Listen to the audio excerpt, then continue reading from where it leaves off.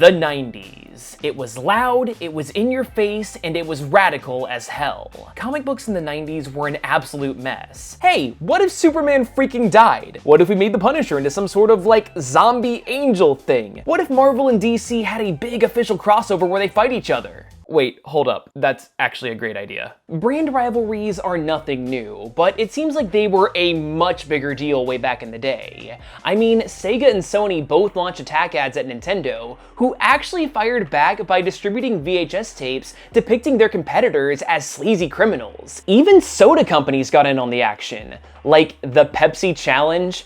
I'm sorry guys, it doesn't matter how many blind taste tests that y'all give, it's not gonna change the fact that your soda tastes like disappointment and second place trophies. While pretty much every brand except for Wendy's has mellowed out over the years, the rivalry between Marvel and DC is still as strong as ever.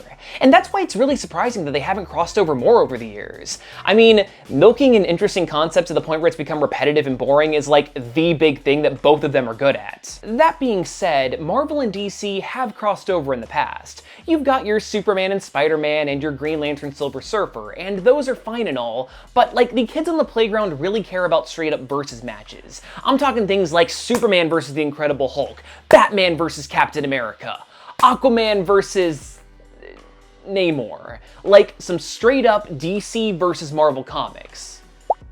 Oh, cool.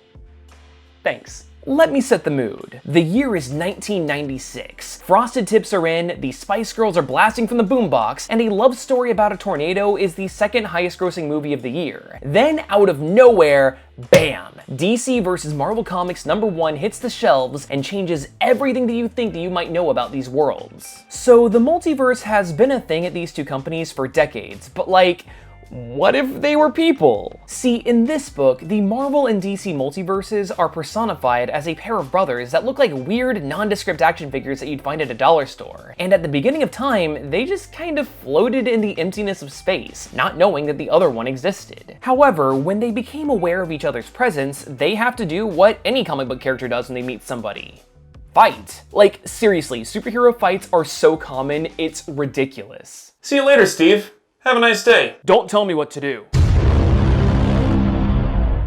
Since the brothers were evenly matched, their battle erupted into a huge explosion that shattered their essences into multiverses. And in the process, they forgot all of their memories and just went back to floating in space. Fast forward a few millennia and hey look, they met each other once again and now they have to fight again. It's implied that this crossover is the reason why the two brothers notice each other, but that doesn't make a lot of sense considering the fact that there have been Marvel and DC crossovers in the past.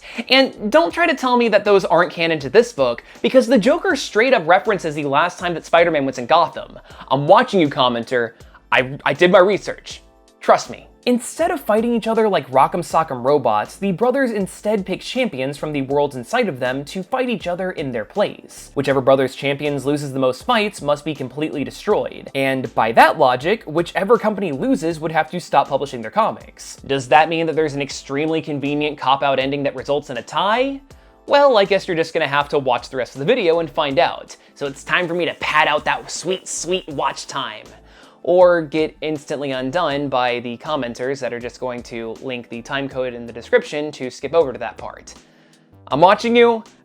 Please don't. I could really use the money. Now, I'm sure that there's a lot of you guys that are thinking, okay, Drake, you are spending way too much time talking about these cosmic brothers, and I really, really don't care. I only want to hear about Marvel and DC characters fighting. And bro, I totally get you, but I need you to understand that this book spends way too much time on them as well. Like, there really isn't as much DC versus Marvel comics in the DC versus Marvel comics book as you would expect. Yeah, nobody really cares about the random bullshit wibbly wobbly contrivances that makes the crossover possible, especially because we all know damn good and well that these dudes are going to be forgotten to time. But try telling the writers that. Like, seriously, this is some obsession with original characters that feels like it belongs in a fan fiction, which, if I'm going to be honest, that is exactly what this entire book feels like. This is further exemplified by how before the fights between the two multiverses champions officially took place, the universes started mixing like crazy, with a bunch of really bonkers stuff happening. Like, J. Jonah Jameson buys the Daily Planet, and Spider-Man is trying to get Lois Lane to go on a date with him, even though she is clearly engaged to Superman. One romantic subplot not enough for you? How about 2? Here's Robin getting teleported into Jubilee's bedroom, and they basically spend the rest of the series being... It's funny because these two really don't have all that much in common, but Jubes is head over heels in love with Tim simply because of his fashion sense. Oh, and in case you somehow forgot, this is peak 90s comics, so there's like a lot of really weird shit going on with a lot of these characters. For example, this Spider-Man is not actually Peter Parker, but rather his clone, Ben Reilly. The Hulk is in his professor form like in Endgame, Thor looks like he's trying to join a hair metal band, and Superboy is... just being Superboy. I'm also low-key upset that even though the brothers represent the Marvel and DC multiverses, the only characters involved in the events are the characters from the mainstream continuities. And I know that these are the characters that we all actually want to see get into a fight, but it feels very, very small when this is like a massive cosmic event. Anyway, clocking in at only 4 issues, DC vs. Marvel Comics was a super short series, which is a real shame because the few things outside of the brothers that we did get was a lot of fun. Oddly enough though, I feel like the character interactions were a lot more entertaining than the fights themselves, with a lot of Easter eggs and fan service being crammed in for diehard fans. My favorite has to be when Elektra beats Catwoman in a fight, who falls into a truck of sand, which seems to be like a callback to Batman Returns.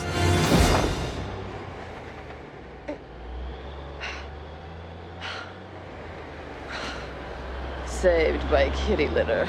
You know, now is as good of a time as any to talk about what I know that we're all actually here for, the versus part of DC versus Marvel Comics. There are 11 champions from each company, and the fact that there's an odd number of matches means that it would be impossible for there to be a tie, which is super surprising. I mean, these kinds of crossovers generally tend to give an even amount of weight to both companies involved. That is, unless you're Marvel during the release of Marvel vs. Capcom Infinite, where they told Capcom that they weren't allowed to show Marvel characters losing in a fight in any of the promotional material. But still, even the name of this crossover was evenly distributed between Marvel and DC, with it being called DC vs. Marvel Comics in issues 1 and 4, and Marvel Comics vs. DC in issues 2 and 3. The fights themselves, though, are broken up into 2 categories, kind of like boxing: the undercards and the main events. The battles start off with Thor vs. Captain Marvel, the DC Captain Marvel who later got renamed to Shazam, that is. Both have power over lightning, and before they fight, they have this super charming moment that's very appropriate for 2 beings who possess the power of gods to do. They pray. Now, even though Captain Marvel has a whole acronym's worth of superpowers, at the end of the day, it's the magic lightning that grants them to him. And it's because of this that Thor's mastery over the Zappy Zap put him at an advantage, and wiped the floor of this competition. But in the process, he lost his hammer. More on that later. Next up is a quick water fight between Aquaman and Namor that ends when Aquaman drops a freaking whale on his opponent. This is followed by Flash vs. Quicksilver, which isn't even a contest, with the fastest man alive making quick work of Pietro. Then we get Robin vs. Jubilee in the middle of their love story, and the Boy Wonder defeats her without throwing a single punch. He instead ties her up, and things get... So this put DC at a major advantage on the scorecard, so Marvel had to make up points by having Silver Surfer beat Green Lantern, and the aforementioned victory of Elektra over Catwoman.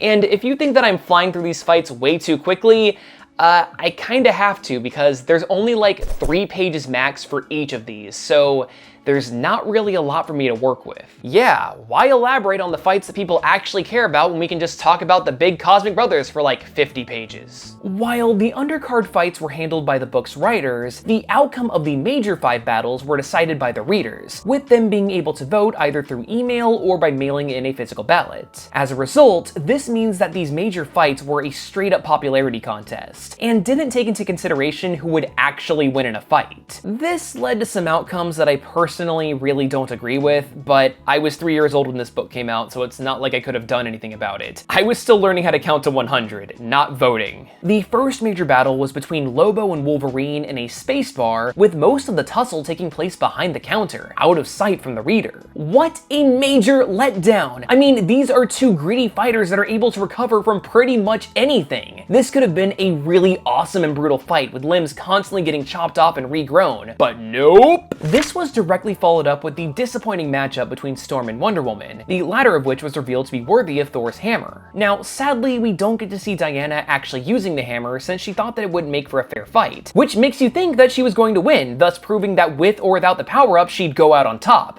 Nope! Storm's victory makes zero sense to me because I'm pretty sure that a literal goddess could beat a weather witch. Next up is the Attack of the Clones with Ben Reilly against Superboy. It's a popularity contest. The only person who could give Spider-Man a run for his money, even a clone of him, is probably Batman. So Superboy, get out of here. Now this fight I love. It's Superman versus the Incredible Hulk. These two get teleported to the Grand Canyon so they can fight all out. I especially love the art, which does a fantastic job of communicating the weight of each punch. Superman ended up victorious, which I know is going to piss off a lot of folks, but I feel like this is actually a great time to mention that for all of these fights, the art was actually drawn up for both outcomes. At the time of this recording, only one alternate ending has been publicly released, and it's where the Hulk triumphed over Superman. This is really, really cool to see, and I hope that someday we'll get all of this stuff released publicly. Now, before we can get to the last of the main fights, I'd like to point out that, yeah, you're not going blind. There is no Iron Man to be seen in this book. I know it's surprising given the fact that he's now one of the most famous superheroes of all time thanks to the MCU, but the reason that the first Iron Man movie was made in the first place was because he was such a B or C tier character. Remember, Marvel sold off the film rights to all of their popular heroes at the time to save themselves from going bankrupt, and people just did not care about Iron Man. He wasn't even important enough to be shoved onto any of the covers of the crossover, or even this glimpse of a lot of character heads. Captain Atom, of all people, has higher billing than him. Oh wait, never mind. Actually, there's Tony Stark for the one single time that he makes an appearance. But enough kicking the can. The final fight is between Batman and Captain America in a Manhattan sewer. The battle gets interrupted when some water gets flushed, and Cap nearly drowns in some poop water before Batman saves him and claims a victory for the DC side. But once they emerge from these smelly, smelly depths, they come face to face with one of the dumbest comic characters ever made. This is Access, aka Axel Asher, which is the most 90s name ever conceived. He's from the Marvel universe and somehow contains a shard inside of him of the big cosmic brothers that was broken off during their original conflict eons ago. He is the guardian of this cardboard box that is actually an interdimensional gateway that is being held together with duct tape. Because comics. However, before Batman and Cap could be filled in on what was going on, the worlds began to unravel. You see, behind the scenes of this event were powerful cosmic entities from both sides, the Spectre and the Living Tribunal, and they thought that the only way to stop the brothers from fighting was to actually fuse them together into one being. As a result, Marvel and DC shut down publication of their books and instead formed an entirely brand new comic company, Amalgam Comics. Yup, all of your favorite characters from both companies are now combined together into new ones. Wolverine and Batman became Darkclaw, and Superman and Captain America became Super Soldier. Doctor Strange Fate, Spider-Boy, Speed Demon. So many new books were all published all at once. Now, obviously both companies didn't actually go out of business, but the timing of this publicity stunt was amazing.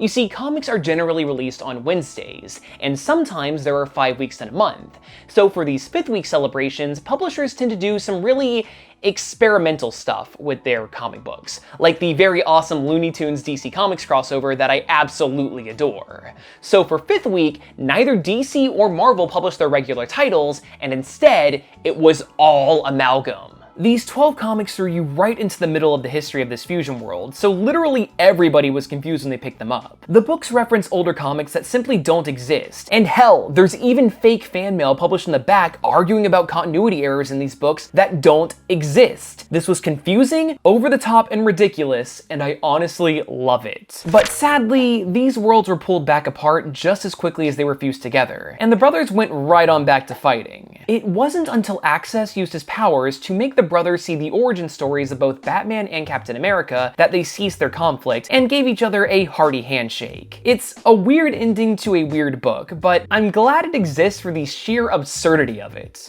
Most of what happened in this series would be forgotten to time, but it did have a little bit of a legacy since the following year there were 12 more Amalgam comics that were released for another 5th week celebration, and there was also a sequel comic about Access. You know, the character that nobody cared about. Because of all of the complications of there being a dual copyright, the DC vs. Marvel Comics event, the Access sequel comic, and Amalgam comics have all never been re-released digitally, which makes them very, very hard to track down.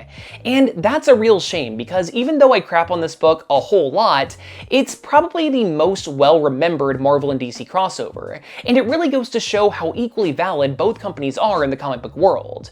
It's an interesting and convoluted and really strange book, but like, if it wasn't that, then it wouldn't be a superhero comic. But anyway, that's all I've got for today. So I really hope you enjoyed this, and I hope you learned at least a little something new.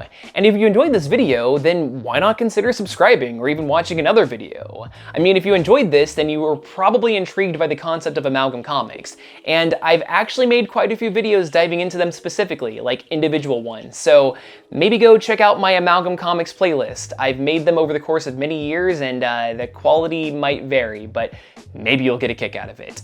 I'll stop rambling. So I hope you learned at least a little something new, and hopefully I'll see you next time.